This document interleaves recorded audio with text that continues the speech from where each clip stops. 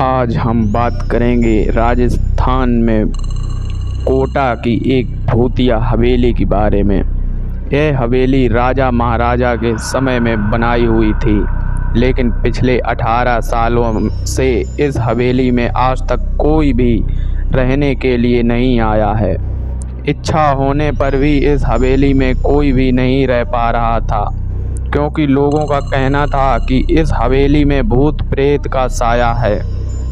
जब अजीत सिंह को इस हवेली के बारे में पता चला तो उसने तय किया कि वो इस रहस्य को जानकर ही रहेगा, क्यों लोग इस हवेली में नहीं रह पा रहे हैं। उसने मजबूत इच्छा शक्ति से हवेली में रहने की पूरी तैयारी कर ली।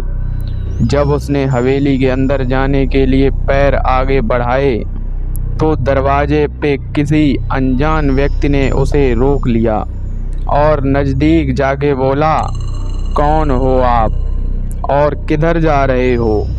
अजीत सिंह ने जवाब देने के बजाय उसके सामने सवाल किया, जी आप कौन? वह बोला, मेरा नाम अर्जुन सिंह है और मैं यहीं पास में ही रहता हूँ। अजीत सिंह ने कहा, ओ अच्छा, मैंने सुना है कि यह एक भूतिया हवेली है और यहाँ कोई नहीं आ पाता है, इसलिए मैं इस हवेली में एक दिन रुकने का फैसला कर रहा हूँ। अर्जुन सिंह ने बोला, जी हाँ, आपने सही सुना है और आप भी अंदर मत जाइए। मेरी माने तो आप भी वापस लौट जाइए, यहाँ बहुत खतरा है। यह सुनकर अजीत सिंह खुश हो गया, जैसे उन्हें कोई लॉटरी लग गई हो। अर्जुन ने उसकी खुशी को देखकर बोला, आप क्यों खुश हो रहे हो? आपको तो भूत का नाम सुनकर डर लगना चाहिए। शायद आपको पता नहीं होगा कि मैं भूत प्रेत में काफ़ी दिलचस्पी रखता हूँ।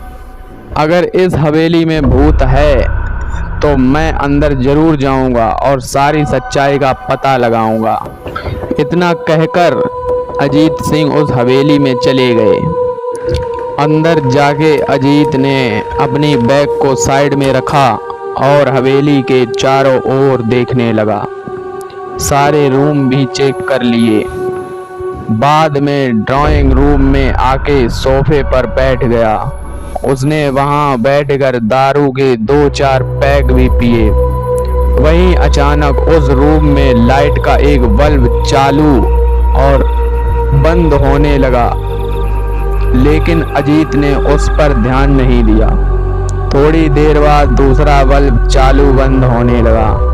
फिर तो हवेली की सारी लाइटें चालू और बंद होने लगी। यह सब देखकर अजीत अपनी जगह पर खड़ा हो गया और संपूर्ण डर गया। अचानक उसने सामने एक छोटा टेबल हवा में उड़ने लगा। करीबन 6 फुट हवा में ऊपर जाके गोल गोल घूमने लगा और बाद में अजीत की ओर तेजी से आने लगा। अजीत ने तुरंत ही अपनी जगह बदल दी और दूसरी ओर चला गया और वो टेबल वहीं जाके गिरा जहां अजीत खड़ा था।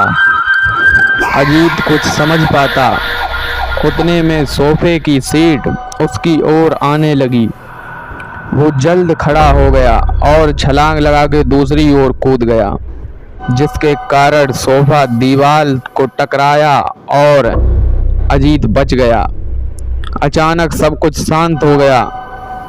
अजीत ने चारों ओर सतर्कता से देखा और बड़ी आवाज में बोला, तुम जो भी हो सामने आकर के बात करो। वहीं एक बड़ी परछाई उसके सामने आई। अजीत ने उस परछाई को देखकर बोला, कौन हो तुम और मुझे क्यों मारना चाहते हो? परछाई बोली, तुम्हारी भूल के कारण। अजीत ने कहा, मेरी भूल? मैंने कौन सी भूल की? परछाई बोली, इस हवेली में आने की भूल। मैं किसी को भी इस हवेली में खुद नहीं देख सकता। अजीत ने कहा, लेकिन क्यों? उस परछाई ने जवाब दिया, कि आज से 18 साल पहले इस हवेली के मालिक ने मुझे यहीं पर मार डाला था। मेरी कोई गलती नहीं थी। इसी वजह से मेरी आत्मा इस हवेली में भटकती रहती है। मैं किसी को भी इस हवेली में नहीं रहने दूंगा, क्योंकि इस हवेली में मेरा खून हुआ था।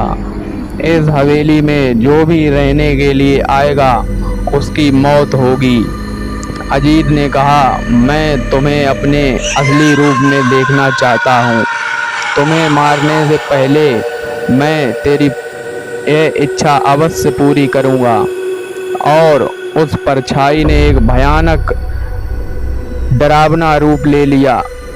उसका चेहरा इतना भयानक था कि अजीत भी एक क्षण के लिए डर गया, लेकिन दूसरी ही क्षण उसने अपने आप पर काबू पा लिया। बाद में इसने अपनी जेब से सफ़ेद पाउडर निकाला और उस भूत पर फेंक दिया। भूत के पाउडर पड़ते ही वो जलने लग गया। बड़ी बड़ी ज्वाला उड़ने लगी। वो बहुत ज़ोर ज़ोर से चिल्लाने लगा और बाद में पूरी तरह से जल गया। उसके बाद अजीत ने चैन से सांस ली और वहीं पर सो गया। दूसरे दिन सुबह जब अजीत को सही सलामत हवेली से बाहर आते देखा तो अर्जुन को आश्चर्य हुआ। अर्जुन ने अजीत से पूछा, तुम कैसे जिंदा हो? जब अजीत ने अर्जुन को कल रात की घटना को पूरी तरह से बताया और बोला, अब यह हवेली भूतिया हवेली नहीं रही। दोस्तों, आपको यह कहानी कैसी लगी कमेंट करके ज़रूर बताएं।